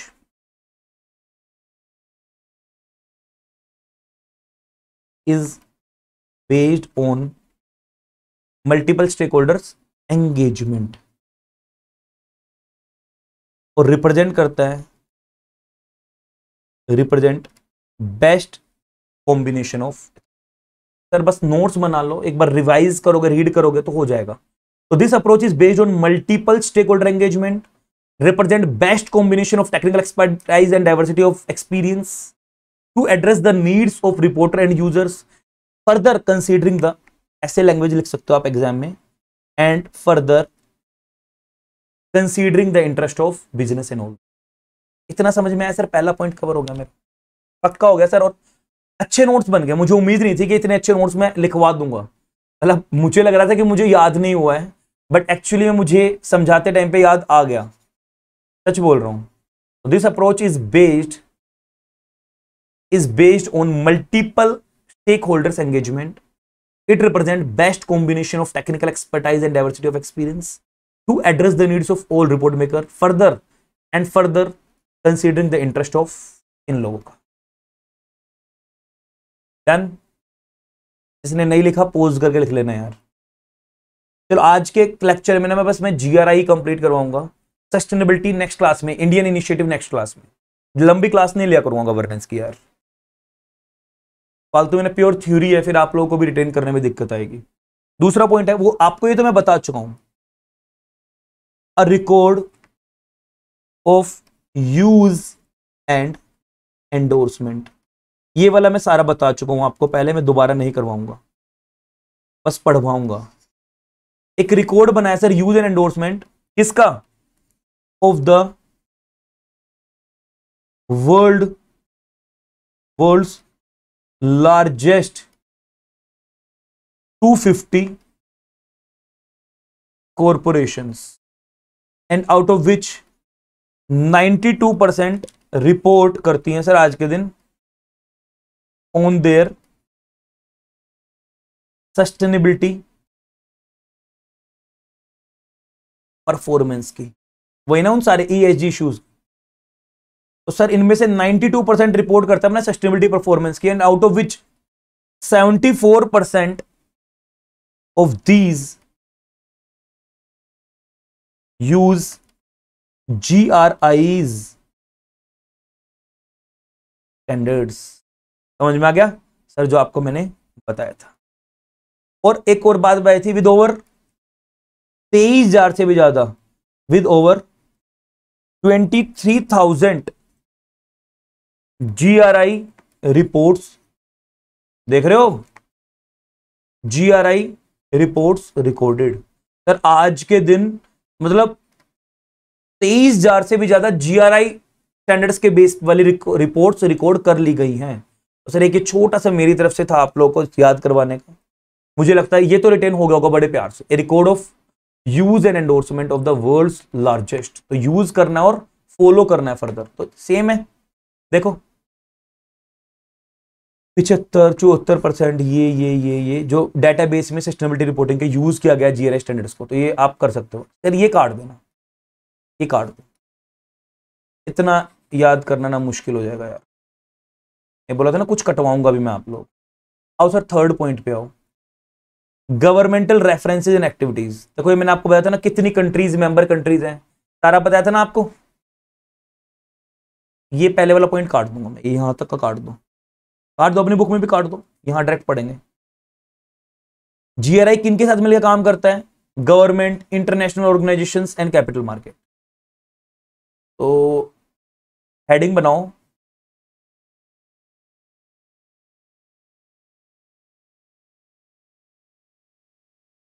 governmental references, sir उनकी रेफरेंस आएंगी, एंड एक्टिविटीज, गवर्नमेंट की एक्टिविटीज से जुड़ा है, गवर्नमेंट के रेफरेंसेस से जुड़ा है। सर इसमें मैंने आपको बहुत अच्छे से प्रिपेयर करवा दिया बुक में भी, बट यहां देख लो आप, देखो इधर किनके साथ मिलकर काम करते हैं? जीआरआई जो ग्लोबल रिपोर्टिंग स्टैंडर्ड्स हैं, इनिशिएटिव है, वर्क्स विद, 3 लोगों के साथ मिलकर काम करता है sir. Governments,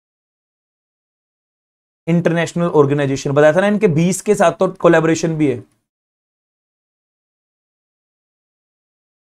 and capital market, टैबी वगैरह and capital market, stock market, इन सबके साथ मिलके सर काम करता है। ठीक है जी। अब इसका परिणाम क्या हुआ? अपने एजेंडा पे, to work with on agenda, जो भी इसका एजेंडा है उसमें इनके साथ मिलकर काम करता है। एज ए रिजल्ट, आज के दिन sir, as a result 35 countries, मैंने आपको स्टार्टिंग में बता दिया था, बोला था ना बाद में काम आएगा, और बोलोगे सर ये तो पड़ा हुआ है। 35 countries uses GRI standards in their sustainability reports. तो सर अपनी रिपोर्ट्स में इसको यूज करते हैं। As a result 35 countries use GRI in their sustainability. Clear हो गया? और बताया था ना कि 20 मेंबर कंट्रीज वो हैं, और बीच की एक लाइन और कटवाई है मैंने आपकी ना, ये लाइन और काट लेना। And look for guidance as the world most widely and sustainability reporting standard, इतना ये काट लेने है उस वाले। बिल्कुल इजी सी छोड़ दूंगा आपके लिए एग्जाम के लिए, और मैं लिखवा भी रहा हूं, इवन काटना क्या, जो मैं आपके नोट्स में लिखवा रहा हूं बस उसको ही फॉलो कर लेना, बुक वाले को छोड़ देना फिर। और फिर क्या हुआ सर इसमें? इन एडिशन, इसके साथ साथ, मतलब उसके साथ साथ in addition, GRI have long lasting collaboration, but मैं एग्जैक्टली याद नहीं करवाना चाह रहा हूं। In addition GRI have collaboration with over, मतलब 20 से भी ज्यादा, over 20 international organization. That some of these are OECD, UNGC, समझ में आ रही है बात? तो ये लोग भी इसके, the UN working group on business, ये लिखते रहना आप, ये लास्ट वाला पॉइंट लिखते रहना। तो सर 3 पॉइंट बिल्कुल इजी से करके आपको बनवा दिए ना, बिना देखे एक बार बोल पाओगे सर 3 पॉइंट को, तीनों पॉइंट को? प्लीज सर मैं ये कर देता हूं ब्लैंक। सर सबसे पहला एलिमेंट कौन से थे ये? Distinctive element of GRI standards. पहला पॉइंट क्या बताया sir? Multi stakeholders input, multi stakeholder input. Sir इसमें मैंने आपको क्या बताया था? दिस अप्रोच, ये अप्रोच जो है of multi stakeholders, this approach is based on multi stakeholders engagement. याद है? This approach is based on multi stakeholder engagement. फिर बोला था it represent the the best combination of technical, बहुत slow slow बोल रहा हूं, technical expertise and diversity of to address, third point, to address या to cater the needs of all whether report maker या user, बताया था। फिर मैंने आपको सर उसमें और क्या पॉइंट बताया था, 3 पॉइंट तो हो गए, 1 मिनट यार, हाँ, further considering the interest of all including इसका civil society, businesses, government, investors, academic, government, sustainability reporting practitioner. चलो जी, दूसरा point, a record of use and endorsement, इसका तो जीआरआई ने क्या किया था sir, record of use out of world's 250 largest organisation corporations, क्या हुआ था सर, उनमें से 92% क्या करती हैं सर, सस्टेनेबिलिटी रिपोर्टिंग करती हैं, and out of which 74% GRI standards के बेस पे करती हैं। और एक रिकॉर्ड मेंटेन किया गया है, 23,000 से भी ज्यादा सर जीआरआई रिपोर्ट आई हैं, आ चुकी हैं डेटाबेस में, ठीक है जी, और मैंने कटवा दिया था।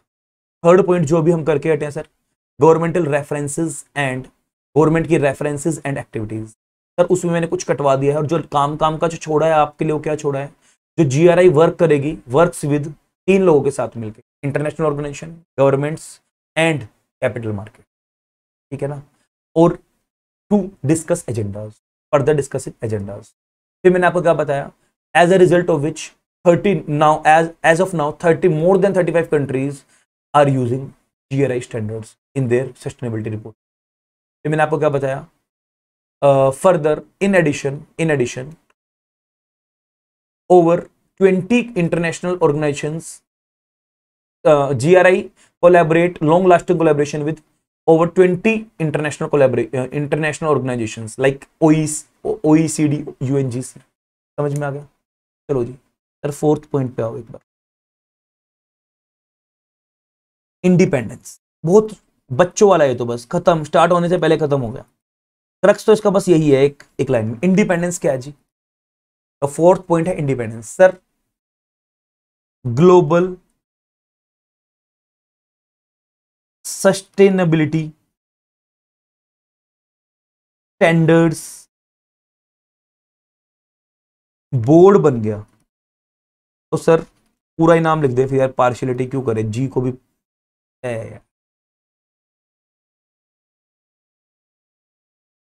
The global sustainability standards board बन गया sir in the year 2014। Sir सन 2014 में एक अलग से एक बोर्ड बन गया, उसका काम क्या है, नए नए स्टैंडर्ड्स बनाना, एग्जिस्टिंग स्टैंडर्ड्स के अंदर कमियों को देखना। तो एक इंडिपेंडेंस मिल चुकी है सर, जीआरआई स्टैंडर्ड्स की एक अपनी खुद की रेगुलेटरी बॉडी बन चुकी है, तो इसलिए हम बोल रहे हैं सर एक इंडिपेंडेंट बन गया आजकल। तो पढ़ते रहना, अब इसको करते रहना यार, मैं तो बस इसके बारे में इतना ही आप लोगों को बताना चाहता था। Creation of GR global sustainability standards board in 2004 related governance structure change करने के लिए इसने स्ट्रेंथन, मतलब सर बोलते हैं ना, सहारा दिया इंडिपेंडेंस की तरफ स्टैंडर्ड्स को एक्सपर्ट्स। बस मेरे को नहीं समझ में नहीं आता यार इसकी लैंग्वेज, मतलब मुझे नहीं समझ में यार। GRI स्टिचिंग इन डच, देखो स्टिचिंग ना एक डच में एक टाइप की एनजीओ को बोला जाता है, वहां के कॉर्पोरेशन का नाम है, पर मुझे नहीं पता है क्यों यूज किया गया।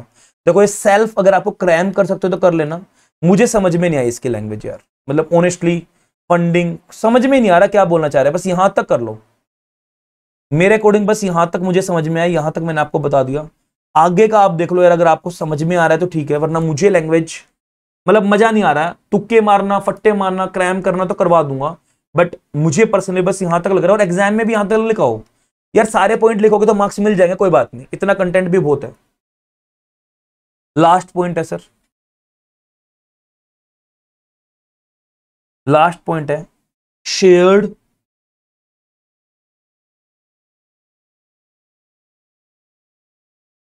Development cost. ये इजी है, कुछ भी नहीं है। तो सर जो टोटल कॉस्ट थी ना वो इसने क्या कर दी, शेयर कर दी, तो उसका इफेक्ट नेगेट हो गया। तो जो उसका टोटल इतनी बड़ी कॉस्ट आती तो उसका इफेक्ट नेगेट हो गया, किस किस में, बिजनेस हाउसेज में, सर इन चीजों में डिवाइड कर दी, तो जो उसका इन हाउस कॉस्ट बननी थी वो खत्म हो गई, किसी से कुछ करवा लिया, किसी से कुछ करवा लिया। देखो, the expense of developing the GRI reporting guidance मतलब वो standards is shared among many users and contributors. लिखते रहना, इसके नोट्स नहीं बनवा रहा मैं।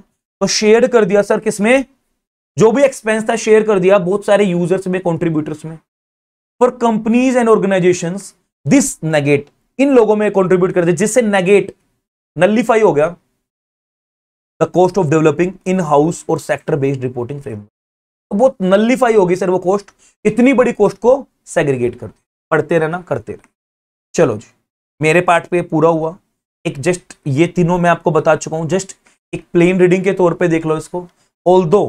ऑल्दो ये आपको जो 3 यूनिवर्सल स्टैंडर्ड्स बोले थे ना मैंने, ये उनकी बात कर रहा है, तो इनको पढ़ लेना एक बार। 3 यूनिवर्सल स्टैंडर्ड्स, तो जो यूनिवर्सल स्टैंडर्ड्स थे GRI स्टैंडर्ड्स, बिगिन कहां से स्टार्ट होते हैं, 3 यूनिवर्सल स्टैंडर्ड्स। तो सर स्टार्टिंग कहां से होती है उसकी, तो 1 से नहीं होती। GRI 101, 102, 103 और इसके बाद ही आएंगे 104, 105, 106। हमारे सिलेबस में नहीं है, हमें नहीं जाना। तो बिगिन कहां से होंगे, 3 यूनिवर्सल स्टैंडर्ड से। और इनका काम क्या है, टू डिस्क्लोज, ध्यान से देख लो, याद करना है, टू डिस्क्लोज जनरल इंफॉर्मेशन। तो इनका काम क्या है, बताया था ना आपको, जनरल इंफॉर्मेशन को डिस्क्लोज करना। किसके बारे में, about an organisation and its approaches. Organisation के बारे में जनरल इंफॉर्मेशन को डिस्क्लोज करना है। देखो,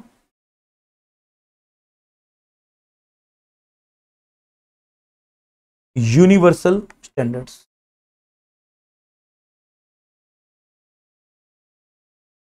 इनका काम क्या है सर, पहला क्या है, ये बिगिन होंगे विद 3 यूनिवर्सल स्टैंडर्ड्स। फिर क्या बताया मैंने आपको, काम क्या है इसका, टू डिस्क्लोज क्या, जनरल इंफॉर्मेशन अबाउट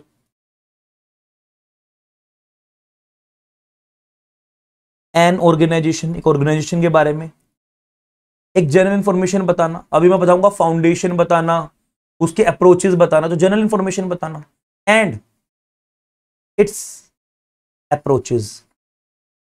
सर उसकी क्या अप्रोच है, टू सस्टेनेबिलिटी मैनेजमेंट। सस्टेनेबिलिटी को मैनेज करने के लिए वो कैसे अप्रोच है, पॉजिटिव है, नेगेटिव है, एक्टिव है, पैसिव अप्रोच है, कैसी। एक ऑर्गेनाइजेशन के बारे में बताना, एक जनरल इंफॉर्मेशन देता है सर ये 3 स्टैंडर्ड्स, और उसकी अप्रोचेस के बारे में बताना, क्या सस्टेनेबिलिटी को मैनेज करने के लिए कैसी अप्रोच है। Further topic specific standard outline approaches, मतलब और भी अगर आपको चाहिए तो मैंने आपको लिखवाया था ना, स्पेसिफिक अप्रोचेस को चूज कर सकता है।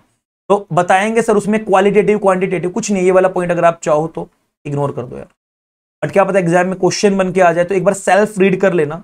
मुझे सर पैर नहीं लगते यार, लिटरली समझ में नहीं आ रहा क्या क्या रिटेन करवाऊं, कैसे रिटेन करवाऊं, देख लेना।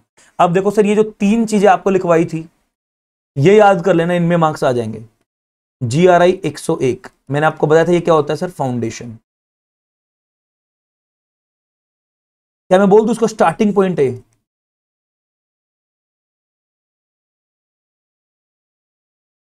स्टार्टिंग पॉइंट कहां से यूज करना है, मेरे को याद है, starting point for using GRI। Sir यहां से स्टार्ट करना GRI स्टैंडर्ड्स, एक फाउंडेशन है, स्टार्टिंग पॉइंट है। GRI 102 सर इसका मैंने नाम क्या लिया, जनरल डिस्क्लोजर, बताया था अभी आपको। तो जनरल इंफॉर्मेशन देनी है तो जनरल डिस्क्लोजर देता है सर। ये क्या,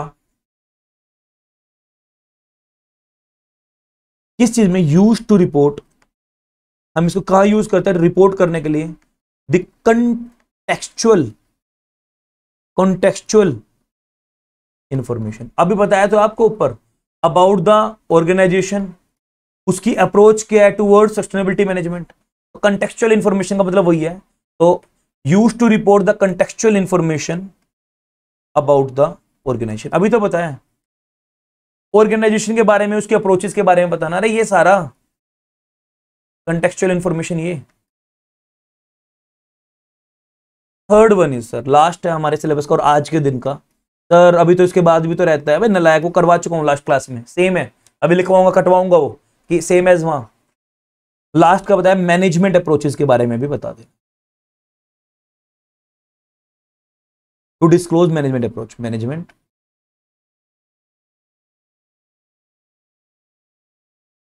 क्यों यूज करते हैं सर इस वाले स्टैंडर्ड्स को? Used to disclose